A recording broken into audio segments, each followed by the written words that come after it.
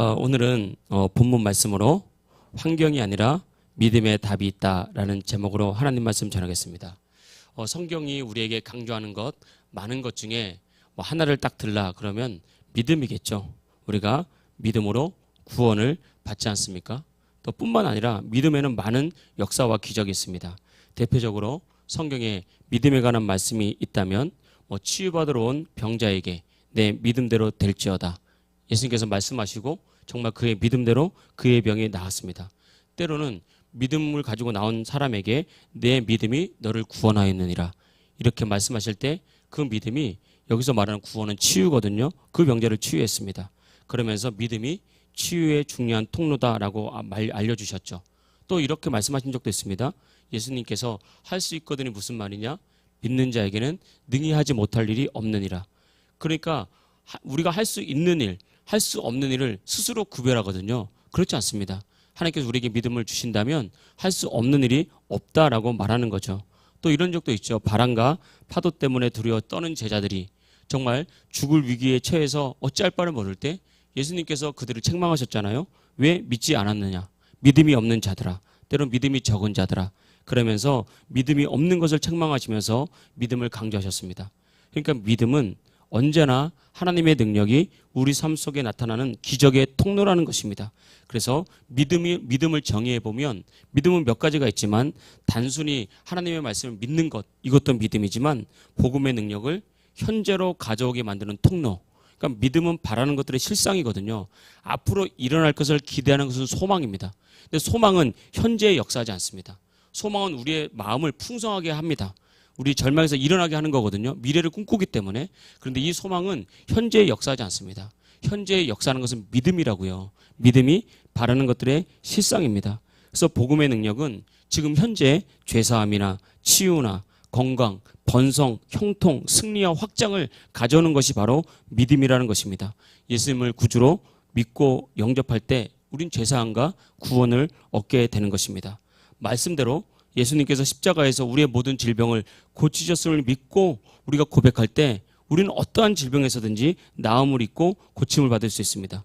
말씀대로 우리가 형통한 삶을 믿을 때 우리 형통한 삶을 살 수가 있는 것입니다.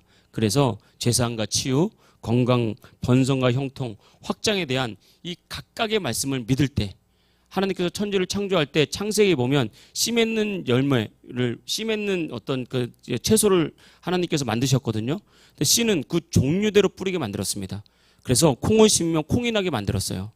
콩을 심었는데 특별한 일이 없는 한 다른 게 날 수가 없습니다. 유전자 조작을 하지 않는 한. 이게 창조 섭리거든요.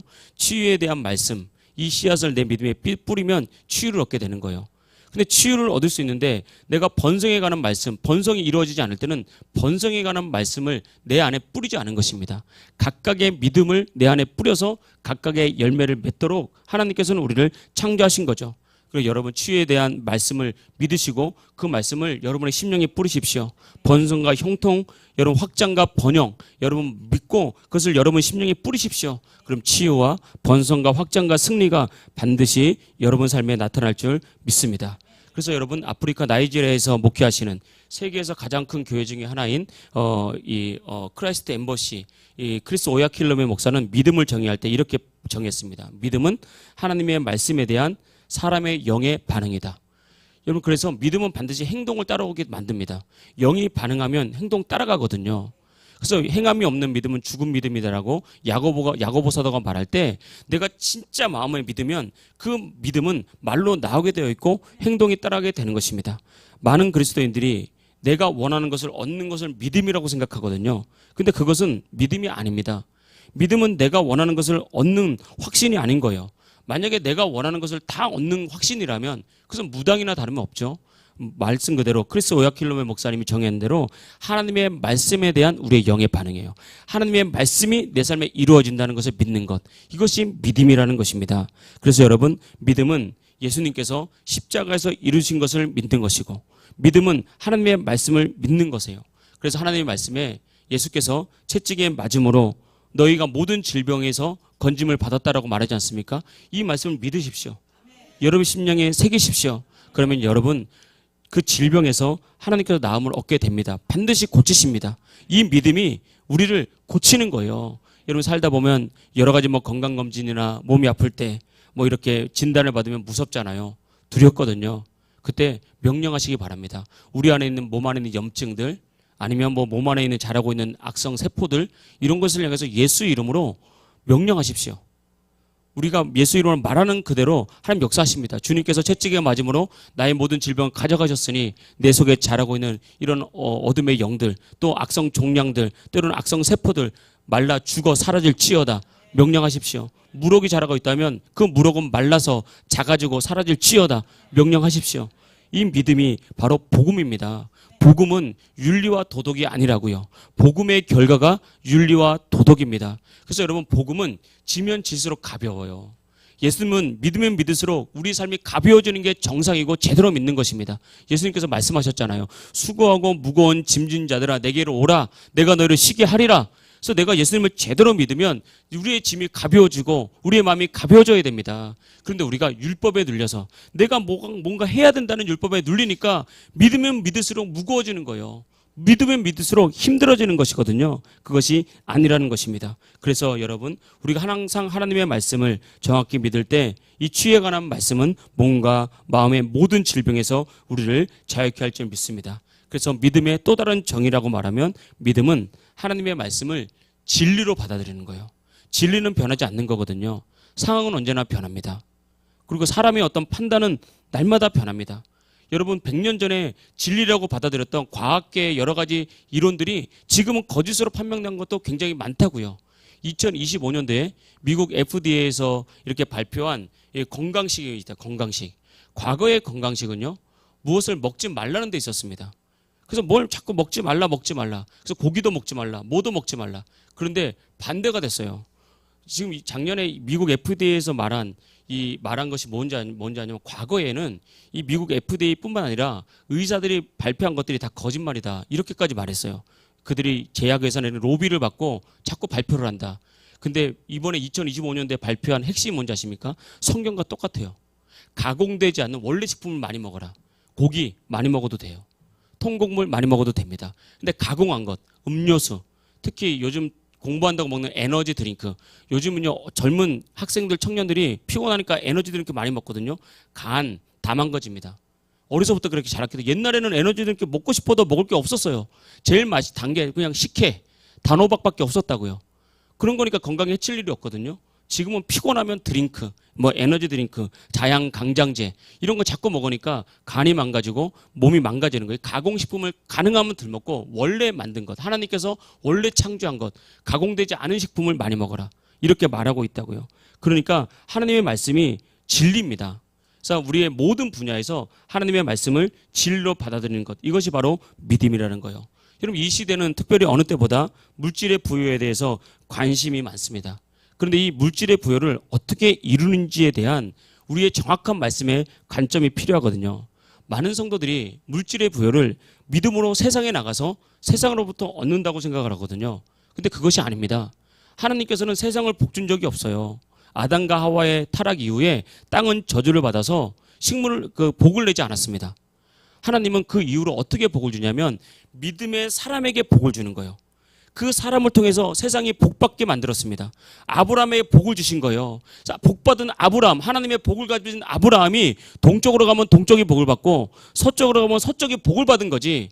동쪽에서 복을 받고 서쪽에서 복을 받고 세상의 어떤 시스템을 통해서 복을 받고 부여를 얻은 것이 아니라는 것을 우리가 알아야 됩니다. 여러분의 복의 근원입니다. 여러분 서기에 보면 아브라함의 아들 이삭이 있잖아요. 이삭이 사는 지역에 그랄 땅에 큰 기근이 들었어요. 모든 사람들은 씨를 뿌리면 열매가 나지 않는 거예요. 우물을 파면 물이 나지 않는 것입니다.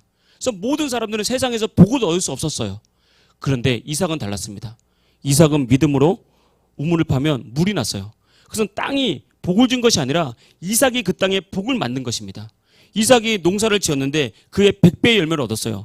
그 땅이 복을 준 것이 아니라 이삭이 복의 사람이니까 이삭이 가는 곳에 복의 열매가 열리는 것입니다. 이것이 믿는 사람들이 복받는 방법입니다.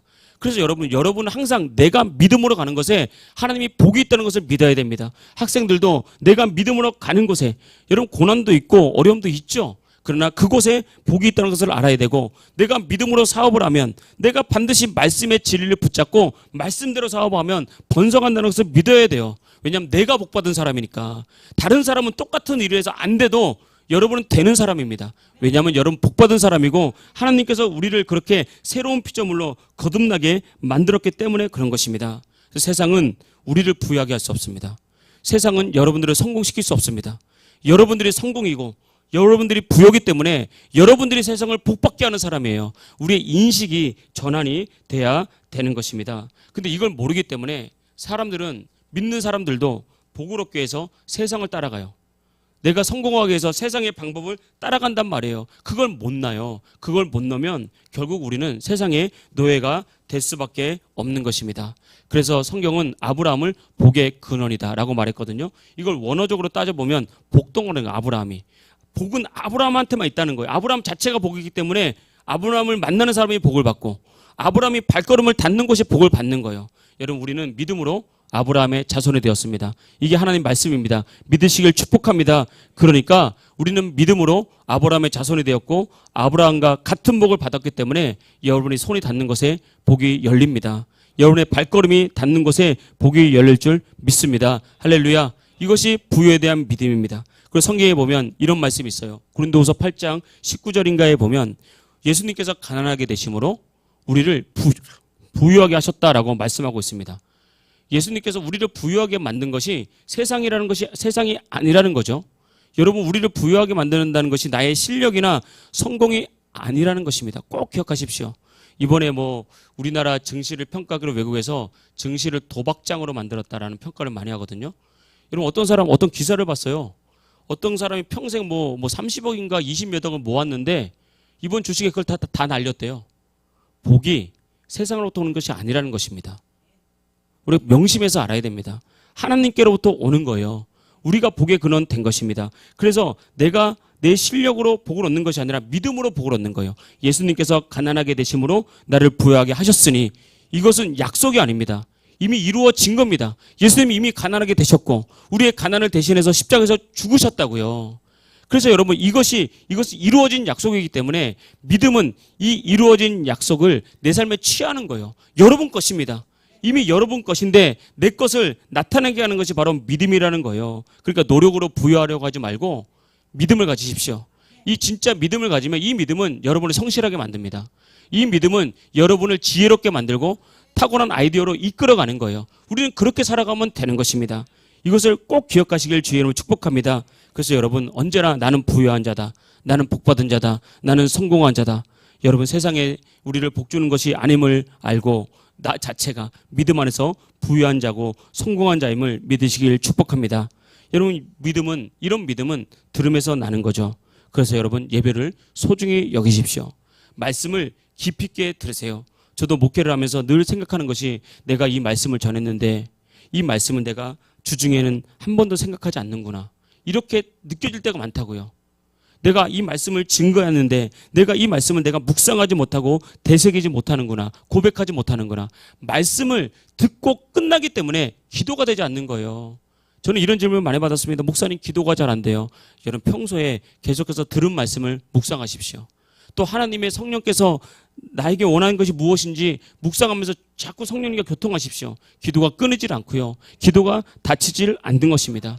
그래서 이런 믿음은 들음에서 나기 때문에 여러분, 믿음을 소중히 여기시고 말씀을 깊이 있게 들으시고, 듣는 것으로 끝나지 말고 반복해서 되새기고 묵상하고, 정말 이 말씀이 내 것이 되기를 원한다면, 내 심령에 들렸다면 믿음으로 고백하고 선포하십시오. 이게 잘 안 되면 하나님께 은혜를 구하십시오. 하나님, 말씀이 내 심령에 불이 되기를 원합니다. 말씀이 믿어지기를 원합니다. 말씀 때문에 내 가슴이 뛰기를 원합니다. 은혜를 구하란 말입니다. 이렇게 예배를 통해서 말씀을 듣고 믿음이 들어가고 믿음이 성장하고 이 말씀이 우리의 믿음을 고치시키는 거예요. 그러면 말씀에 불이 붙는 거고 예배에 불이 붙는 것입니다. 이것이 우리가 성공하고 승리하는 것입니다. 특별히 오늘 말씀은 축복과 승리를 방해하는 것에 대해서 말하고 있어요. 우리에게 영적인 통찰력을 주는 말씀인데 오늘 제목과 같습니다. 환경이 아니라 우리의 믿음의 답이 있다. 이런 믿음은 어디에 있죠? 우리의 마음에 있다고요. 다시 말하면 우리의 마음에 답이 있는 거예요. 그래서 잠언서 말씀처럼 무릇 지킬 만한 것 중에 내 마음을 지키라. 생명의 근원이 이에서 남이니라. 다시 말하면 성공이, 행복이, 형통이, 복음의 성취가 이에서, 마음에서 난다고 말하는 것입니다. 예수님께서 제자들과 함께 고향 나사로로 갔습니다. 고향 나사로로 가서 두 가지 일을 하신 것 같아요. 첫 번째는 안식일에 회당에 들어가서 말씀을 가르쳤습니다. 그리고 말씀을 가르칠 때 늘 하던 대로 권능을 행하셨어요. 그러니까 아마 귀신들을 쫓아내고 병든 자를 고치고 사람 눌린 사람들을 자유케 하면서 그 인생을 다시 온전하게 회복시키는 그런 사역을 하셨던 것 같아요. 여러분, 이 사역이 예수님께서 어디서든지 하셨던 사역이거든요. 우리가 읽었던 마가복음 5장에는 크게 세 가지 기적이 나옵니다. 첫 번째는 거라사 광인에게 들렸던 귀신을 쫓아내는 사건. 그래서 그 사람을 온전케 한 사건, 이 5장의 첫 번째 사건이고, 5장에 있는 두 번째 사건은 12년 동안 혈류병으로 고통당하는 여인을 고친 사건.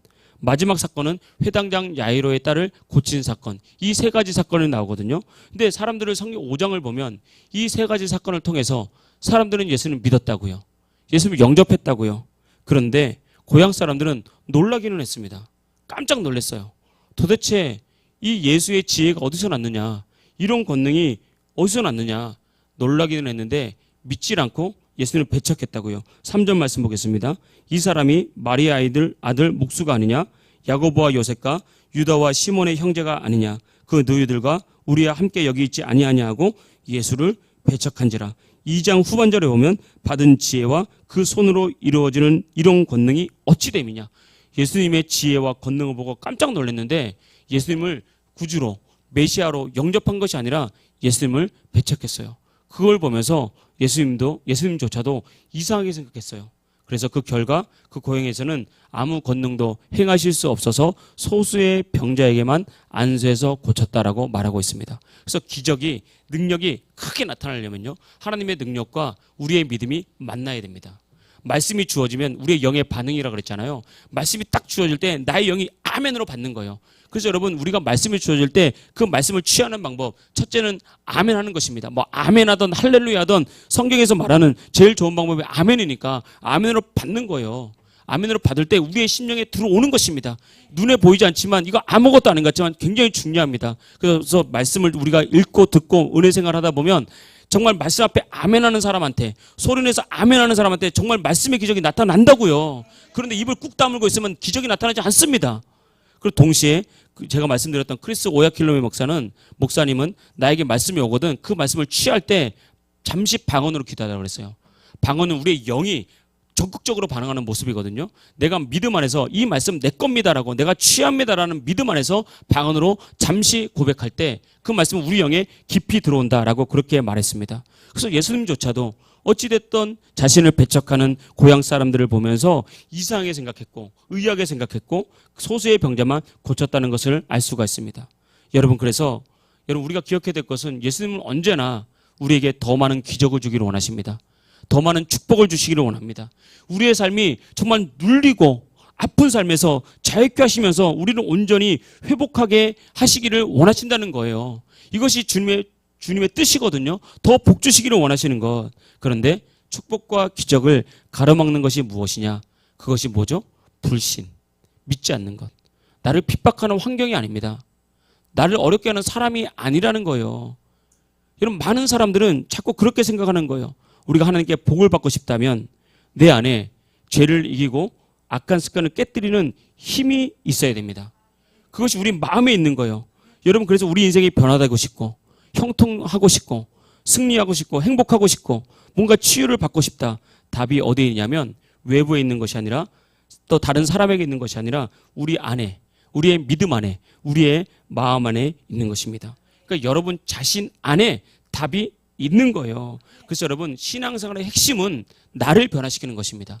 그래서 여러분 여러분 생각과 말을 점검해 보십시오. 내가 이렇게 불행한 이유는, 내가 이렇게 힘든 이유는, 내가 이렇게 잘 안 되는 이유는, 여러분 그 이유를 주로 어디서 찾고 있습니까? 여러분, 내가 부모님 잘못 만나서 받은 게 없어서 여러분 불행하다고 생각하십니까? 아니면 내가 남편을 잘못 만나서, 아내를 잘못 만나서, 나를 부모를 생각해 주지 않는 자녀 때문에, 아니면 경기가 어려워서 자꾸 사람들이 환경에서 내 밖에서 답을 찾는 거예요. 그러면 신앙은 첫 번째는 환경을 바꾸는 싸움이 아니라 우리의 마음을 바꾸는 싸움입니다. 내 안에서 하나님의 전능하심을 믿고 담대하게 말씀을 따라가느냐 그렇지 않느냐에 우리 인생에 달려있는 거예요. 우리가 아무리 은혜를 받고 우리가 아무리 결단을 해도 내가 영으로 말씀에 반응하지 않고 그냥 그 자리에 머물러 있으면 하나님께서 복을 쌓아놓고 기다리고 있는데도 그 복을 못 받는 거예요. 우리 하나님이 얼마나 마음 아프겠습니까? 부모가 자식을 위해서 복을 쌓아놓는데 자식이 제갈길로 가서 집에 안 들어오면 그거 어찌합니까 그걸. 여러분 답은 우리 안에 있다는 것을 믿으시길 축복합니다. 그래서 여러분 환경을 따라서 여건을 따라서 내 감정을 따라서 내 생각을 따라서 가지 말고 언제나 진리이고 우리의 생명인 말씀을 따라가길 축복합니다. 여러분 이전에 학생들 청년들도 있잖아요. 세상에 하는 말은 뭡니까? 정말 살기 힘든 세상이 되었다. 물론 뭐 틀린 말은 아닙니다. 살기 힘들죠. 그리고 여러분 복의 자녀들입니다. 할렐루야. 승리의 자녀들입니다. 여러분을 힘들게 하는 사람들이 있을 수 있어요. 담대하십시오. 여러분이 이깁니다. 여러분 승리합니다. 사랑과 싸우지 말고 여러분 마음과 싸우십시오. 여러분 정신과 싸우십시오. 여러분 마음의 말씀을 품으면 말씀이 능력이 되는 것입니다. 그런데 여러분 많은 어리석은 사람들은 답이 자기 안에 있는 줄 모르고 자꾸 부모님을 탓해요.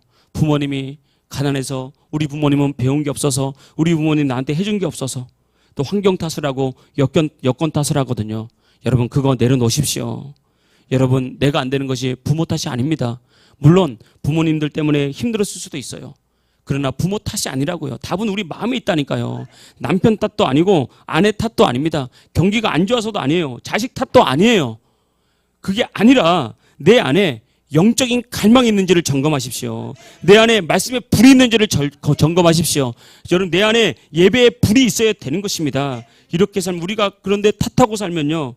원망하고 불평하고 짜증만 나잖아요. 그러면 그것이 나를 더 어려워지게 만드는 거예요. 성경 말씀 진리라 그랬잖아요.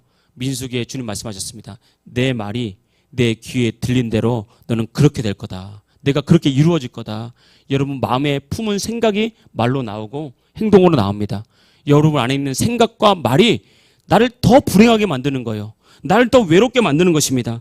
그래서 여러분 원망과 누군가를 탓하고 불평하는 삶은 자신만 더 불행해지는 거예요. 기억하시길 축복합니다.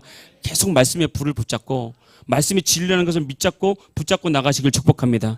성경에 믿음의 사람들 많이 나오잖아요. 여러분 성경의 믿음의 사람들 보면은 우리는 상상할 수 없는 고통과 어려움을 많이 당했다는 것을 알 수 있습니다. 우리가 잘 아는 아브라함, 모세, 여호수아, 다윗, 다니엘, 바울, 베드로 이런 사람들이 하나님께 쓰임 받았던 것은 늘 형통해서가 아니에요. 여러분 큰 사람 되려면 반드시 커야 됩니다. 클 때 필요한 게 뭐냐면 고난이에요. 여름 덥잖아요. 여름 더울 때 너무 시원하게 살면 안 됩니다. 오히려 하나님이 이 인간을 굉장히 창조하는 놀라운 신비가 있습니다. 하나님의 생명이 있기 때문에 사람들은 45도, 47도 가면 몸이 나약해지고 죽는다 그러잖아요. 물론 고령자라든지 아이들은 그럴 수 있습니다. 근데 건강한 사람은 충분히 이길 수 있습니다. 내가 믿음을 가져야 된다니까요. 근데 어떤 사람들은 나는 더위를 못 이겨. 그 생각과 믿음이 더위를 못 이기게 만든 겁니다. 나는 추위는 안 돼. 나는 환경이 어려워. 아닙니다. 하나님 우리에게 하나님의 생명을 주셨다니까요. 어떤 환경에서도 살아남고 이길 수 있게 만들었습니다. 지금 이런 게 지금만 온 것이 아닙니다. 과거에는 빙하기가 있었잖아요. 빙하기 때 공룡이 다 죽었다고 하잖아요. 인간은 살아남았잖아요. 살아남는다니까요. 빙하기가 되건 오존층이 뚫려가지고 온난화가 되건 상관없습니다.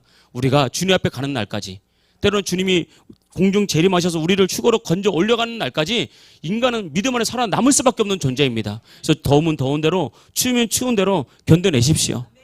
그것이 우리가 살아가는 방법이거든요.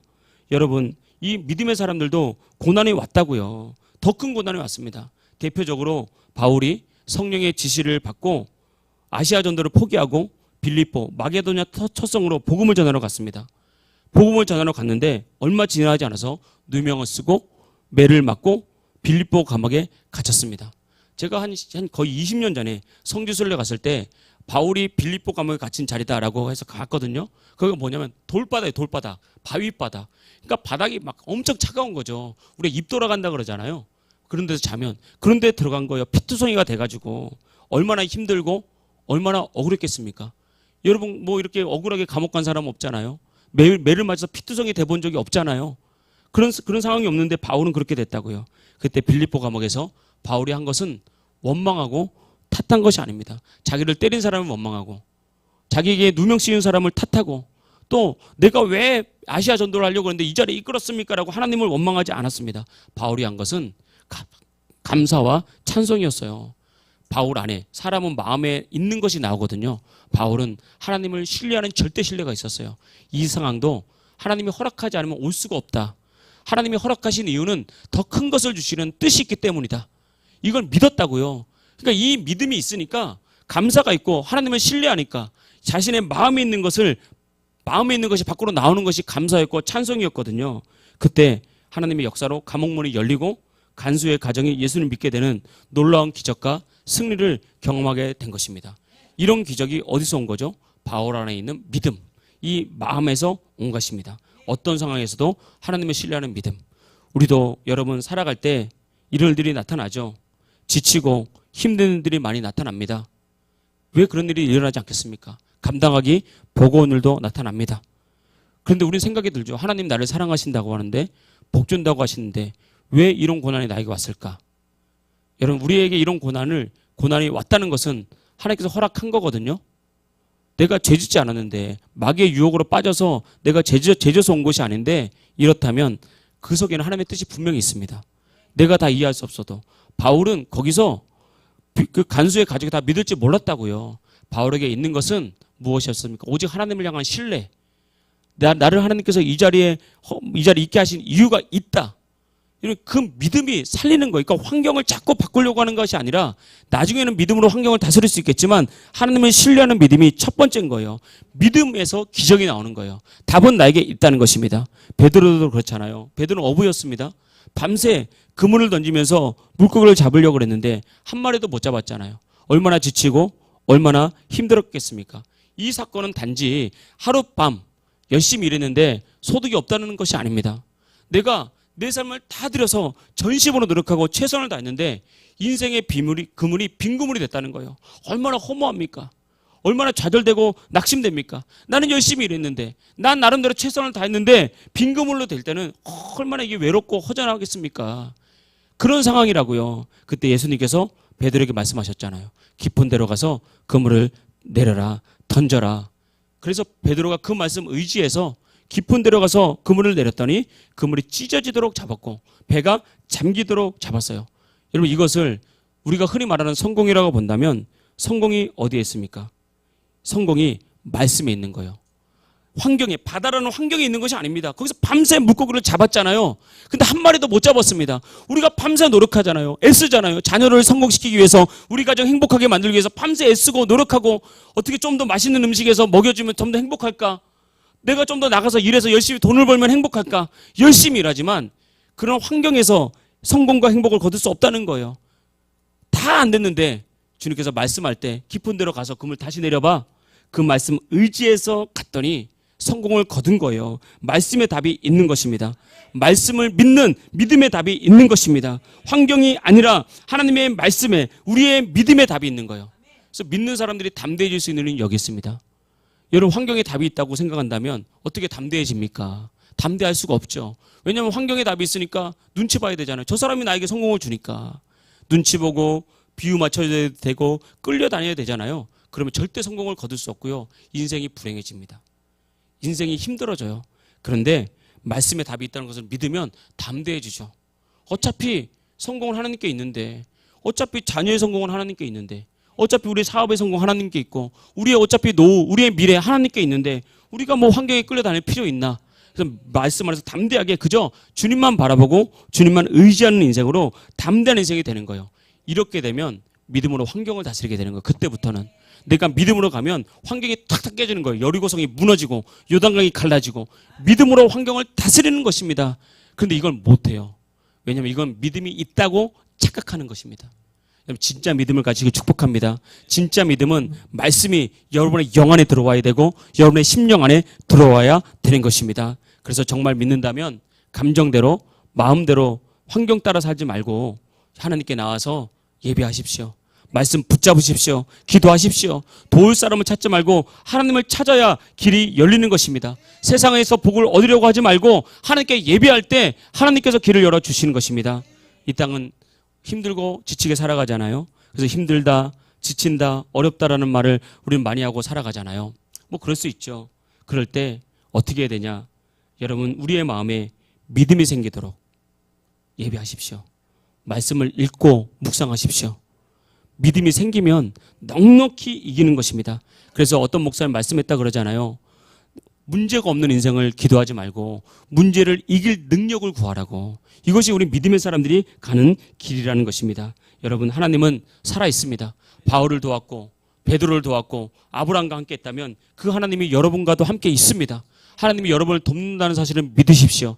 내 안에 말씀을 믿었다면 그 말씀이 환경을 다스린다는 것을 믿으십시오. 그래서 여러분이 복의 근원입니다. 환경이 아닙니다. 그래서 여러분을 통해서 여러분의 가정에, 자녀의, 여러분의 환경 속에 복이 흘러가고 성공이 흘러가는 그런 놀라운 축복이 여러분과 함께 있기를 주의 이름으로 축복합니다. 할렐루야, 할렐루야.